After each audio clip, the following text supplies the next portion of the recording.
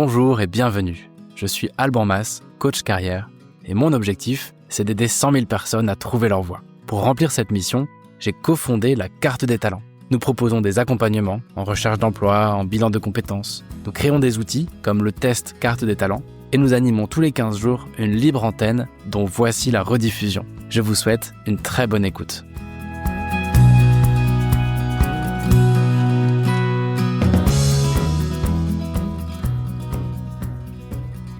Bonjour à tous, bonjour à toutes. Bienvenue pour ce nouvel épisode qui va être un peu spécial. Un peu spécial parce que d'habitude, j'essaie de m'attaquer à une question précise de la gestion de carrière ou de la recherche d'emploi ou de l'orientation et on essaie de craquer un sujet précis. Aujourd'hui, cet épisode il va être différent parce que ça va être un listing des leçons apprises à force d'accompagner des bilans de compétences.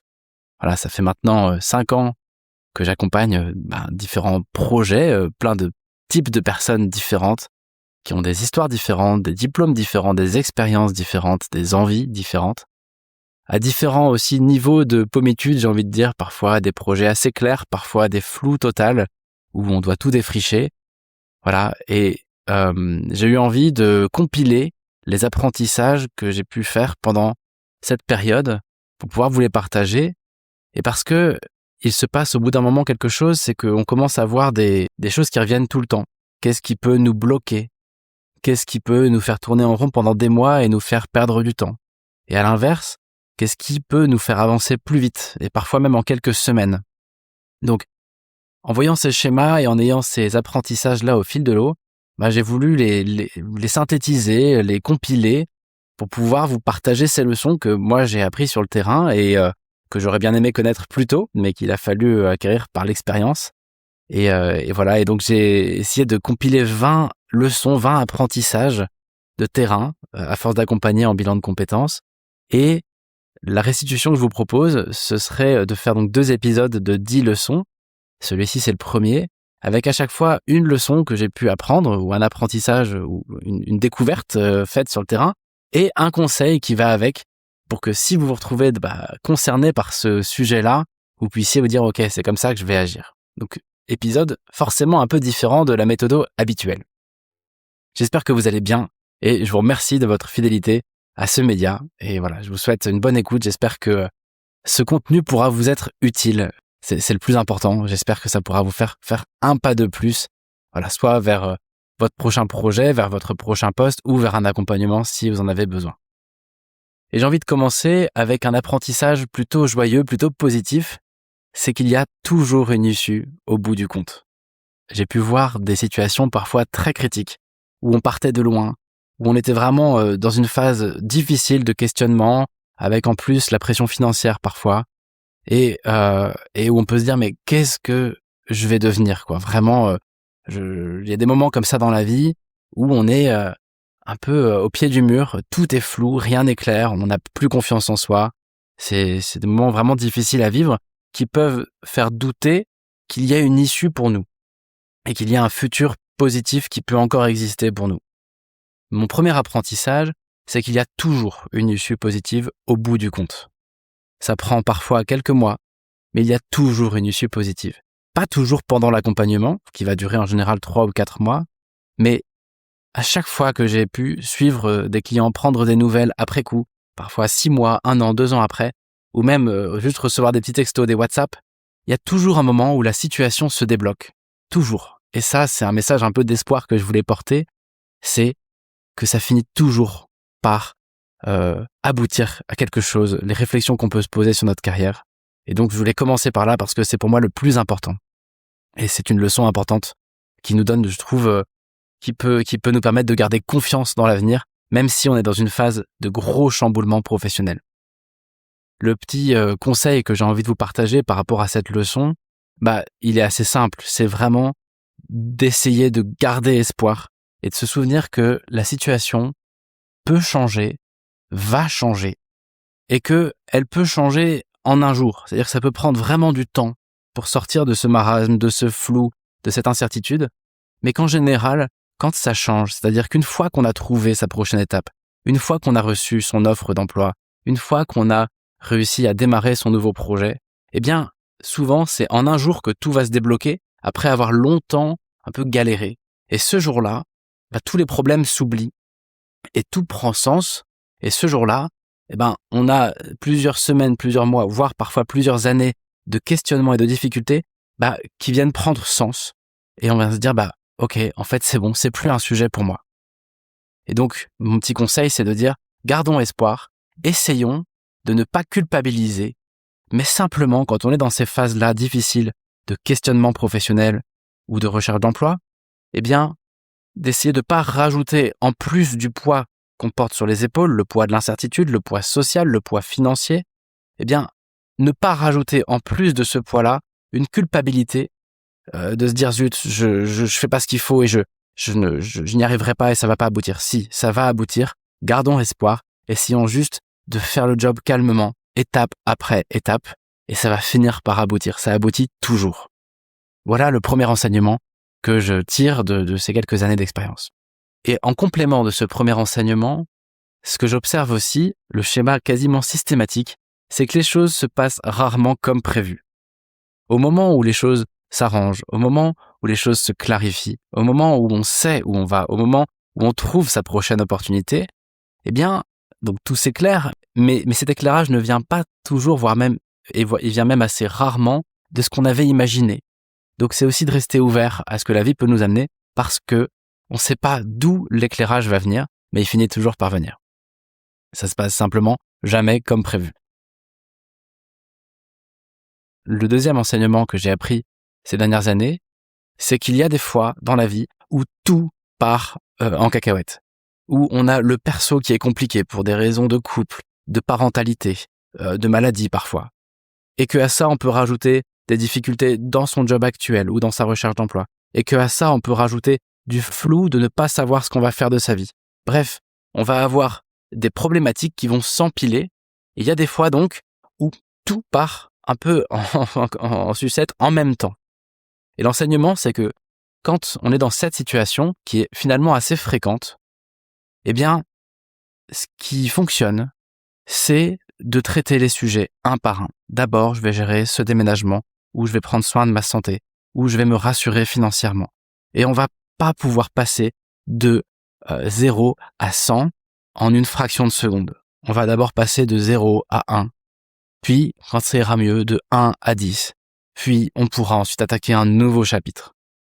L'enseignement ici, c'est donc que quand on est vraiment submergé par des questionnements et des difficultés professionnelles, ça peut être intéressant de prioriser les problématiques, de voir ce qui est vraiment le plus gênant aujourd'hui et de traiter ce sujet-là en priorité sans culpabiliser de ne pas traiter les autres. Et une fois que ce sujet-là est réglé, là, tu peux te dire, ok, allez, maintenant ça va mieux, je peux m'attaquer au deuxième chantier. C'est un peu une courbe exponentielle. Au début, on traite lentement les choses, les gros blocs, et puis une fois que les gros blocs sont de nouveau posés, le reste peut accélérer, et les autres sujets qui sont parfois un peu secondaires, viennent s'imbriquer tout seuls et se règlent un peu tout seuls. Mais en tout cas, le message ici et l'apprentissage que moi j'en ai eu, c'était quand il y a 3, 4, 5 problèmes à la fois, j'observe qu'il est plus facile de traiter les problématiques une par une en se donnant le temps de les régler et de monter en puissance. Le conseil que je peux vous donner ici donc, c'est tout simplement de prioriser ce qui doit être réglé ici et maintenant. Et une fois qu'on a réglé ça, accepter que le reste n'est pas encore réglé mais que ça viendra et qu'on attaquera les projets et les sujets et les problèmes un à un. On n'est pas des machines, on n'est pas des intelligences artificielles qui pouvons processer 1000 éléments à la fois. Et donc, traitons les choses comme elles viennent et traitons les choses par priorité. Rassurons-nous sur ce qui doit nous rassurer. Reprenons confiance en nous si on doit reprendre confiance en nous. Rassurons-nous sur les finances si on doit se rassurer sur les finances, etc. Et une fois que les blocs sont posés, que les priorités sont posées et qu'on a réglé les choses les plus urgentes, attaquons-nous au deuxième chapitre, puis au troisième chapitre, etc. Et c'est quelque chose que j'ai vu souvent, quand on doit gérer de front une séparation par exemple, et qu'à ça on ajoute une entreprise qui va mal, et qu'à ça on rajoute un enfant qui nous fatigue, un enfant dont on doit s'occuper, etc. C'est vraiment quelque chose qui nous dépasse, quoi. Et on peut pas tout mener de front dans ces moments-là. Donc, acceptons de mener les projets un par un, les sujets un par un. mon troisième apprentissage, il est par rapport au fait de sentir qu'on n'a pas le courage. Et c'est de remarquer que on n'a pas un problème de courage en général. On a plutôt un problème de clarté. Souvent, j'ai eu des clients qui me disaient, voilà, je pense que j'ai identifié une piste qui pouvait m'intéresser, mais je suis pas sûr d'avoir le courage d'y aller. D'ailleurs, je l'ai déjà envisagé, cette piste, 1 fois, 2 fois, 3 fois. J'ai jamais eu le courage d'y aller. Non, je crois qu'on a tous beaucoup plus de courage que ce qu'on veut bien admettre. D'ailleurs, quand on relit notre histoire professionnelle et notre histoire personnelle, souvent on s'aperçoit qu'on a été courageux très souvent.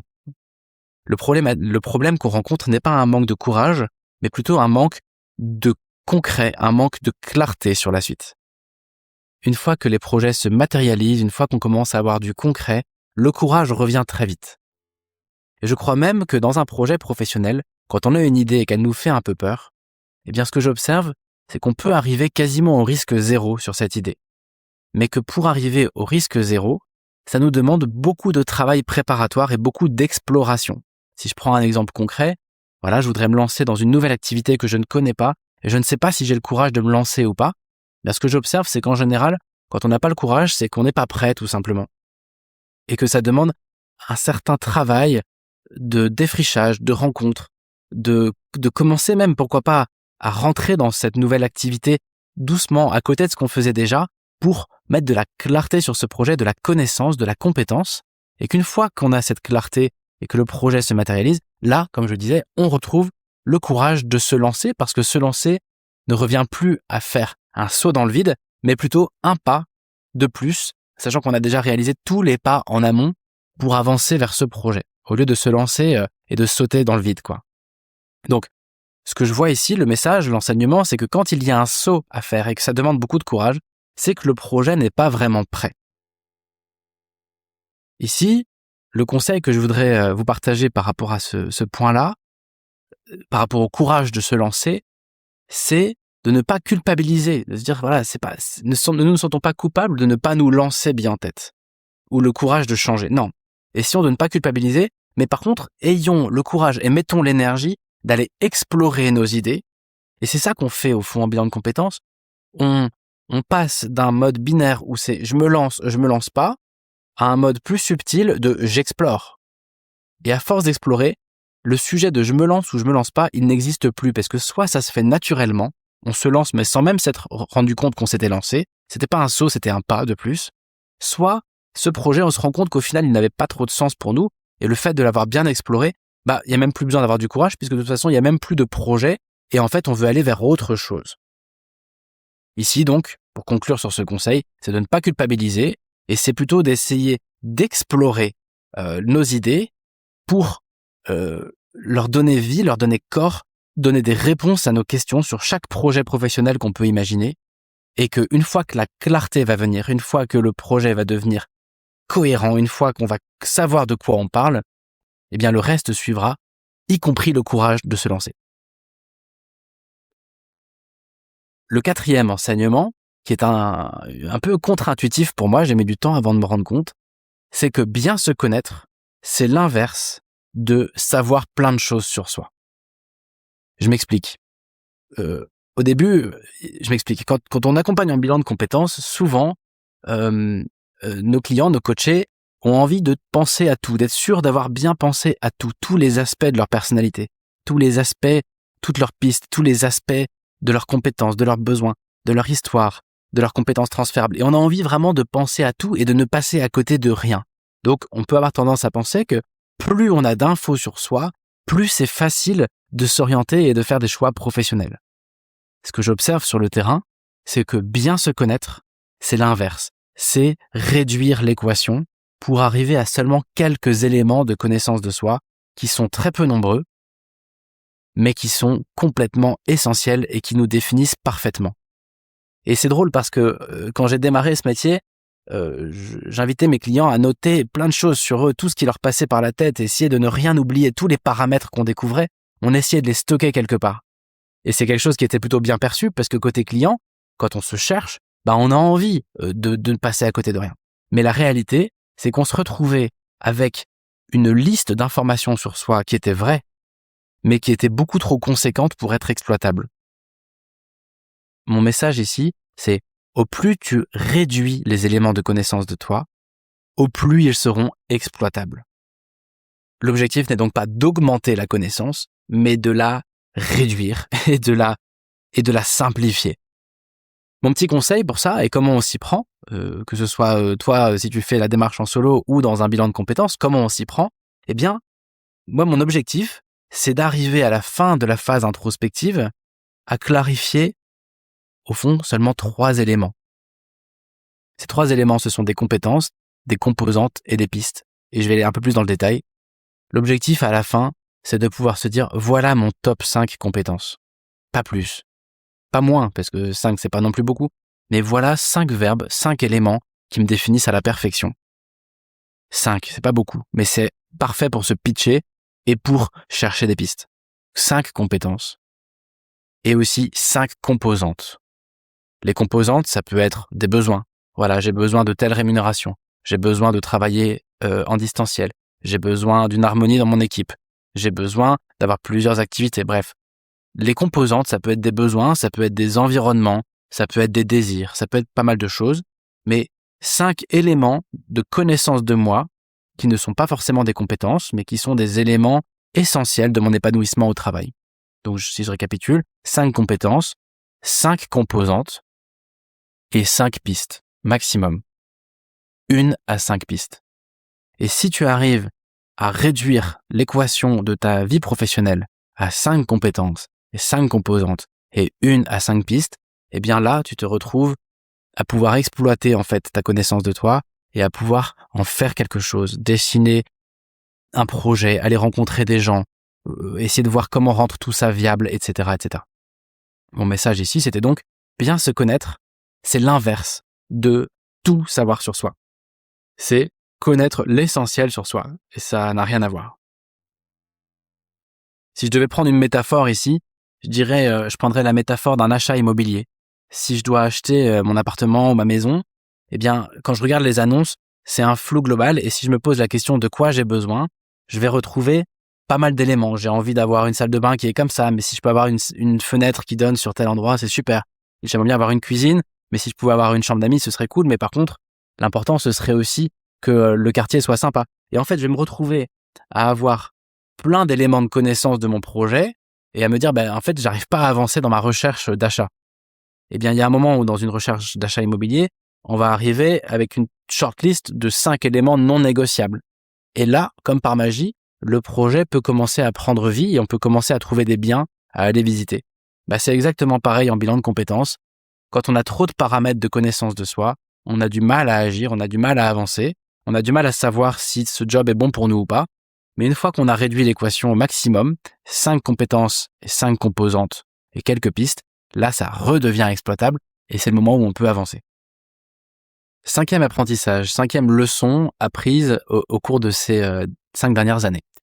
Eh bien, c'est que bien souvent, ce n'est pas le métier que nous faisons ou la fonction que nous avons, ce n'est pas notre job qui pose un problème, c'est la façon de faire ce job. Alors ici, je voudrais juste faire un petit disclaimer.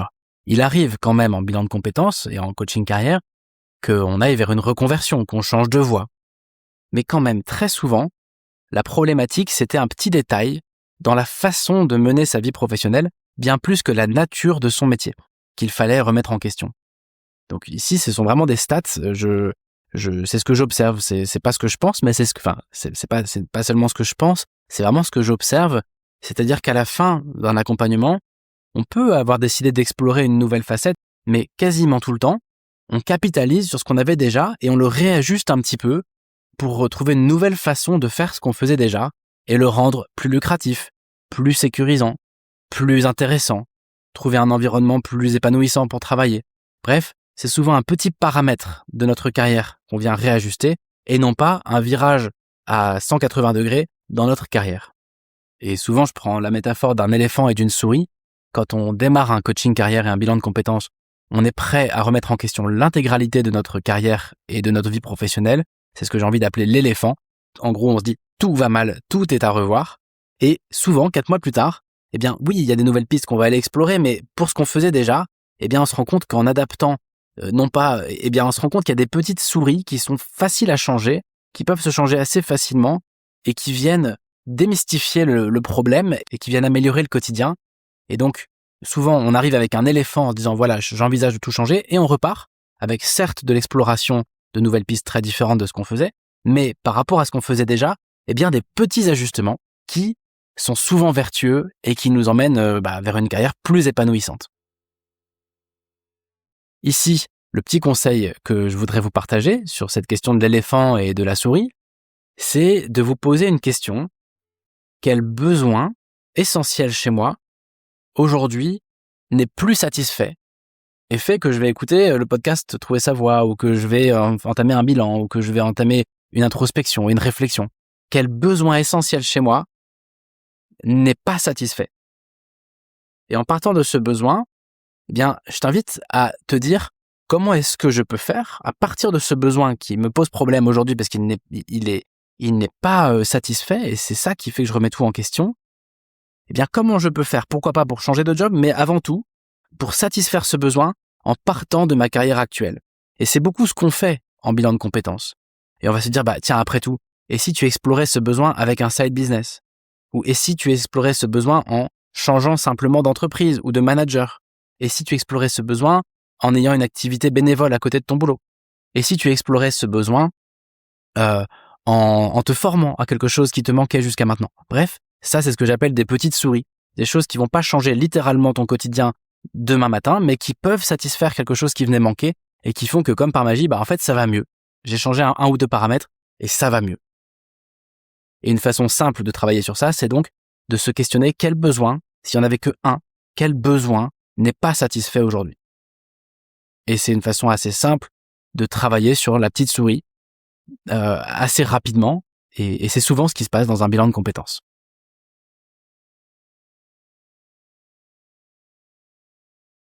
Apprentissage numéro 6. Alors, je vais devoir expliquer. L'apprentissage ici, c'est que trouver le bon job, trouver sa voie, c'est plus une affaire d'artisanat qu'une affaire de recherche.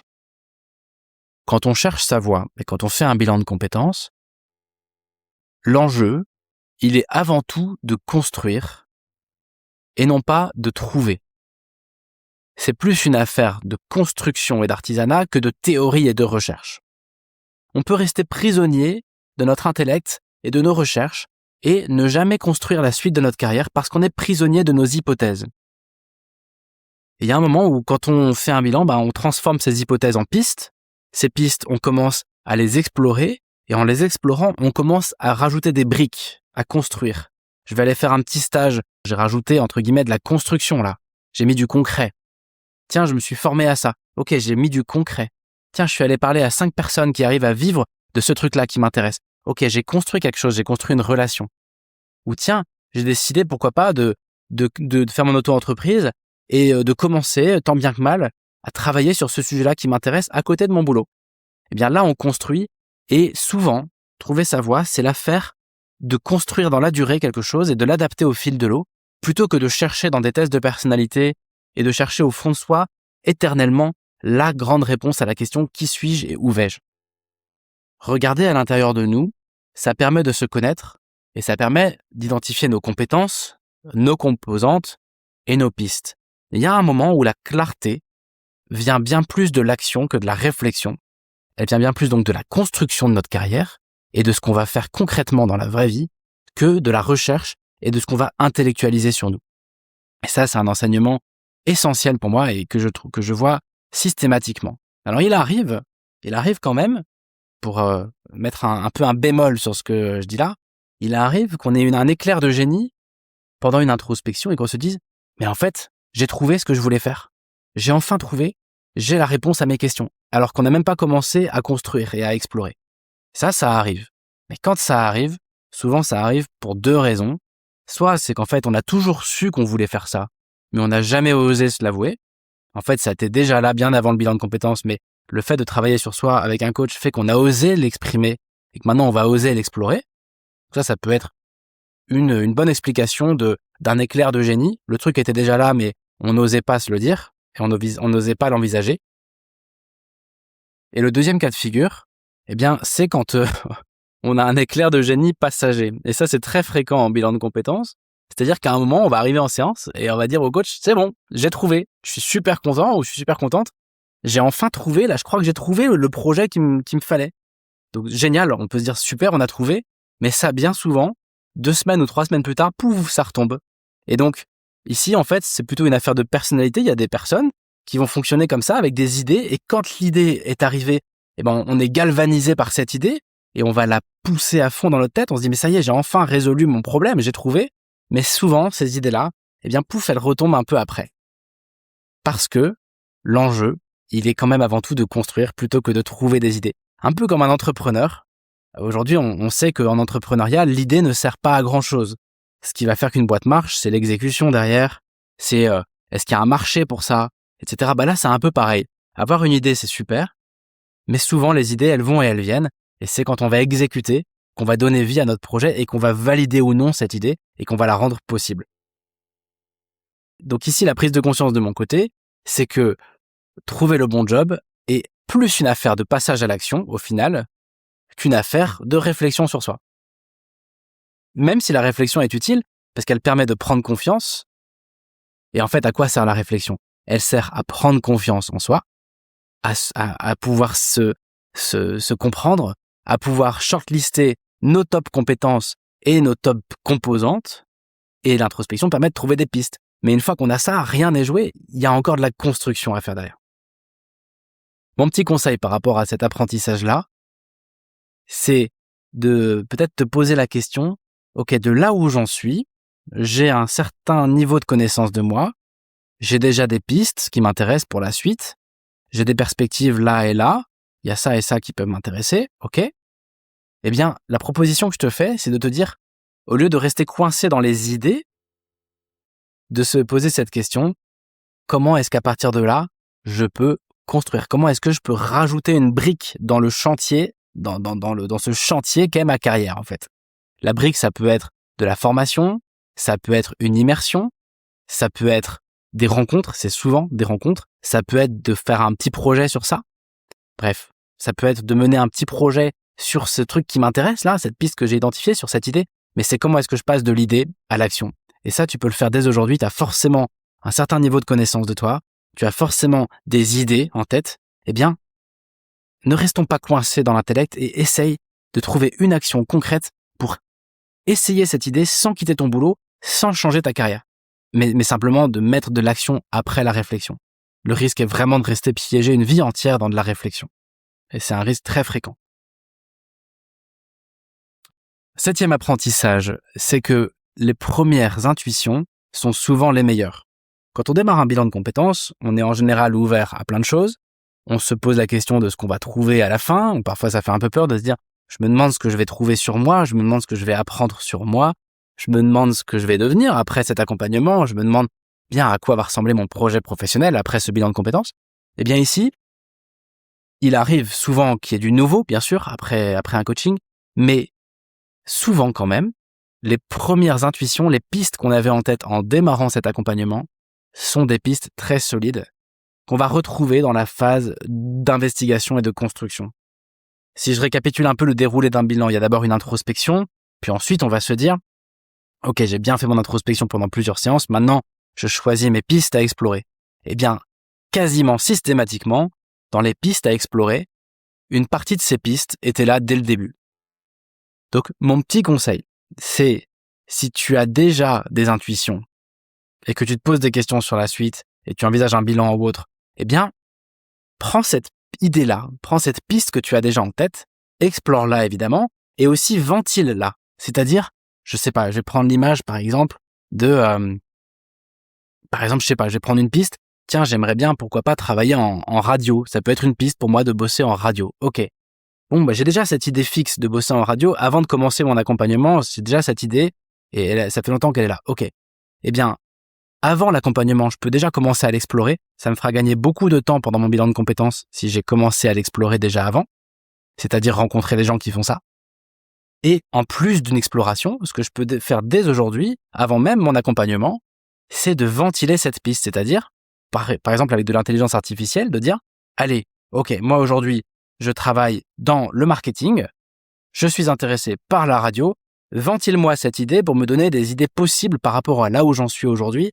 Comment est-ce que je peux trouver de nouvelles sous-pistes à partir de cette piste-là qu'est la radio. Donne-moi des pistes réalistes et donne-moi, au lieu d'en avoir une dizaine de pistes que je pourrais explorer.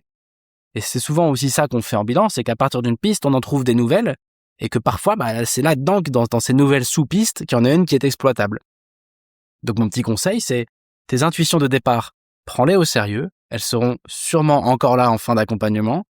N'hésite pas à aller les investiguer parce que ça fait partie de la méthode d'aller explorer, d'aller tester et d'aller rencontrer des gens. Et élargis un peu ta pensée comme le ferait un coach carrière en partant d'une idée qui est une seule piste, un métier par exemple, et en le ventilant en plusieurs sous-pistes pour rendre les choses encore plus concrètes et plus accessibles. 8e apprentissage, c'est lié à tout ce que j'ai dit avant, c'est qu'il y a un moment où l'introspection ne sert plus à rien et où la réflexion ne sert plus à rien. Où la seule chose qui compte, c'est la capacité à agir. Comme en entrepreneuriat, c'est pareil. Et ce moment, il arrive en général après la 5e séance. En tout cas, c'est mon retour d'expérience.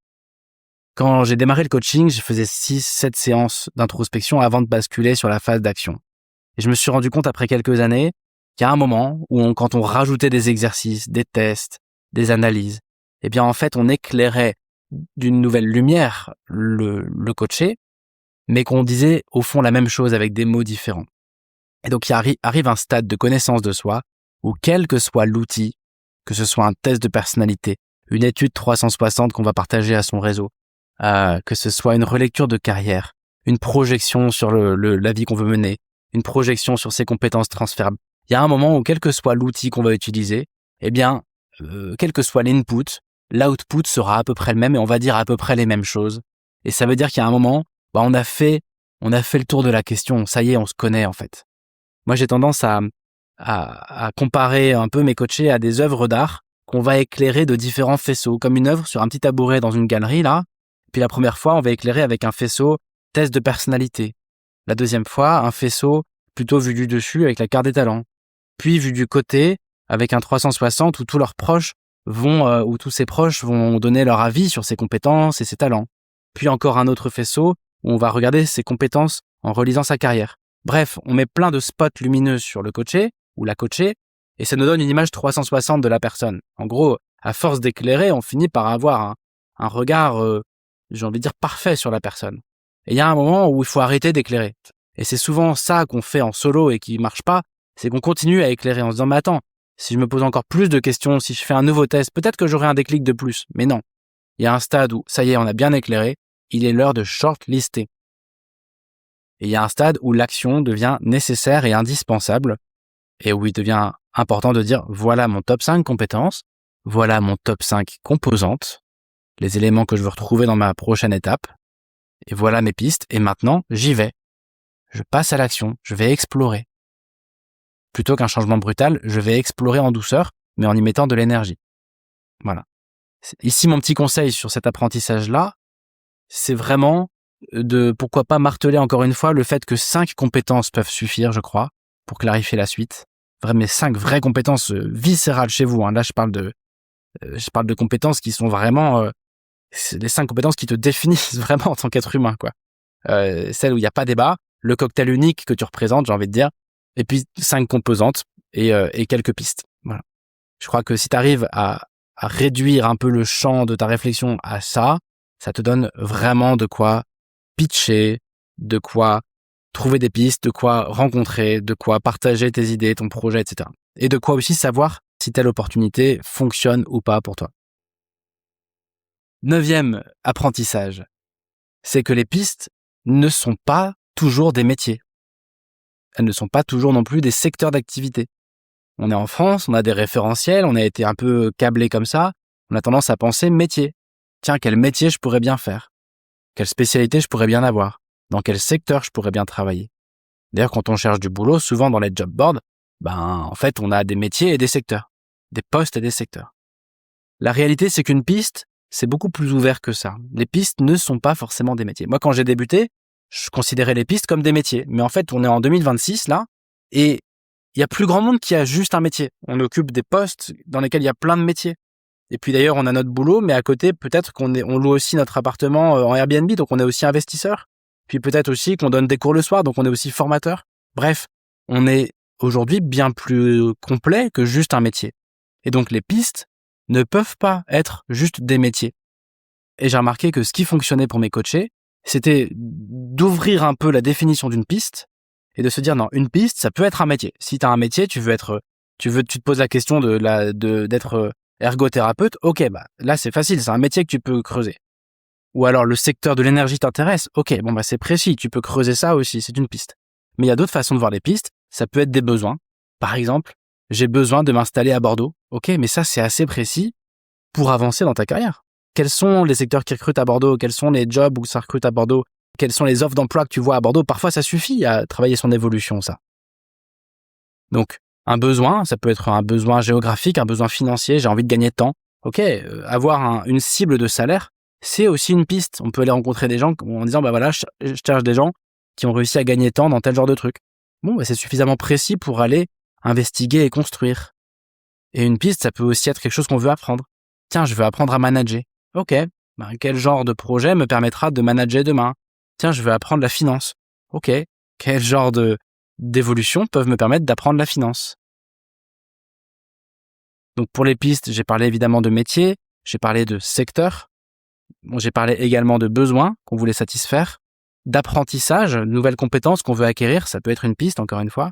Et enfin, un dernier type de piste, ça peut être une typologie de structure. Tiens, je crois que je serais intéressé par la fonction publique. Je ne sais pas pourquoi, ni comment, ni ce que je ferai dedans, mais ça m'intéresse. Quelles sont les possibilités? Tiens, je suis intéressé par les toutes petites boîtes. Je suis intéressé par le fait de travailler en freelance. Donc une piste, ça peut être un mode de travail. Et puis une piste, ça peut aussi être de l'entrepreneuriat ou ça peut aussi être des projets parallèles. Voilà, j'ai plein d'exemples de coachés qui sont devenus gendarmes, pompiers, naturopathes ou autres à côté de leur job parce que c'était des choses qui les intéressaient bénévolement ou de façon lucrative. Donc une piste, c'est pas qu'un métier. Le petit conseil ici, bah voilà, c'est juste d'essayer de catégoriser tes idées et de les rendre très concrètes parce que pour pouvoir passer à l'action et explorer une piste, tu as besoin qu'elle soit concrète. Donc essaye de trouver ce qui t'intéresse et essaye de rentrer ça dans quelque chose de suffisamment concret pour pouvoir ensuite voir des gens qui gagnent leur vie avec ça. Voilà, j'arrive au 10e apprentissage de ce premier volet. Eh bien, c'est que le plus long n'est pas de trouver sa voie. Le plus long, c'est de concrétiser sa voie. Je me répète un peu, le plus long n'est pas de trouver dans quoi on serait bon. Il n'est pas de trouver les projets qui nous intéressent. Le plus long, il est de réussir à mener ces projets. Et ici, ça a changé depuis une quinzaine d'années.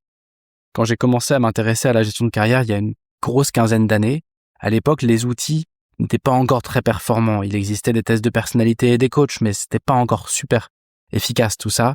Et c'était pas si facile de s'orienter. Et surtout, il n'y avait pas l'intelligence artificielle. Donc à l'époque, moi, je me souviens que mon rêve, c'était qu'en 2030, il y ait des outils pour que quelqu'un qui est paumé puisse facilement se dire pourquoi je suis fait, pourquoi je suis faite. Ce rêve-là, aujourd'hui, pour moi, il est devenu réalité.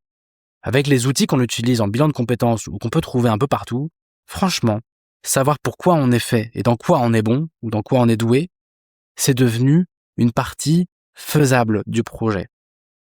Ce qui, en revanche, est toujours compliqué, c'est de donner vie à ces envies-là et de donner vie à ces projets et de réussir à aller vers ça, en fait. On a identifié des pistes avant, c'était compliqué, mais aujourd'hui, ça l'est plus. Par contre, concrétiser les pistes, ça a toujours été compliqué et ça l'est encore aujourd'hui et ça demande pas mal de temps. Et ça aussi, c'est un apprentissage important pour moi. Donc, mon petit conseil ici pour conclure cet épisode, c'est de se poser en fait une échelle de temps qui tient compte de cette réalité. Et si tu te poses des questions sur la suite de ton parcours, et si tu démarres un bilan de compétences, et si tu as envie d'évoluer et d'aller vers un job qui te plaît, eh bien je t'invite à passer plus ou moins 1 mois sur ton introspection, mais pas plus. 1 mois d'introspection, c'est ce que je fais en bilan. Au final, plus ça va, plus je réduis cette phase-là pour arriver donc sur les fameux paramètres qu'on a décrits au-dessus. 5 compétences, 5 composantes, quelques pistes. 1 mois sur l'introspection, 3 mois sur l'exploration, 3 mois pour rencontrer des gens dans les pistes que tu as identifiées, 3 mois pour vraiment aller sonder tes hypothèses, voir si elles sont bonnes, 3 mois pour construire en fait. Et puis ensuite, 8 mois ou plus pour réussir en fait ton projet. Tout ça, ça fait 1 an grosso modo, mais c'est donc une rapide introspection, une exploration sur plusieurs mois pour être sûr de là où tu vas, pour affiner un peu le tir, et ensuite de la concrétisation sur un temps long parce que souvent, réussir un projet, ça demande beaucoup de temps. Les projets qui durent longtemps, ils se sont faits lentement bien souvent. C'est ce que j'observe dans l'accompagnement. J'espère que cette première partie d'épisode peut vous apporter un certain regard, en tout cas un retour d'expérience, le mien, sur la gestion de carrière et surtout sur la façon dont se déroulent les bilans de compétences et donc qu'est-ce qu'on peut faire de tout ça et donc comment essayer d'augmenter nos chances d'être heureux dans notre boulot en gros. J'enregistrerai la deuxième partie la semaine prochaine. Je vous souhaite vraiment beaucoup de succès dans vos projets. Je vous souhaite de pouvoir clarifier les choses sans vous mettre trop la pression et d'avancer tranquillement, mais d'avancer et d'être proactif, d'être dans l'action, plus que dans la réflexion. J'insiste vraiment là-dessus. Rendez-vous donc la semaine prochaine pour la deuxième moitié et je vous souhaite beaucoup de bonheur dans votre vie professionnelle et personnelle évidemment. Les deux sont très très liés.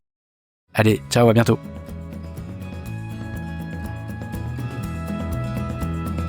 Merci d'avoir écouté cet épisode. S'il vous a plu, pensez à le partager et à nous laisser un commentaire. Pour poursuivre la discussion, rendez-vous sur albanmas.com et sur lacartedestalents.com pour accéder à notre plateforme de ressources. À très bientôt et d'ici là, prenez soin de votre carrière.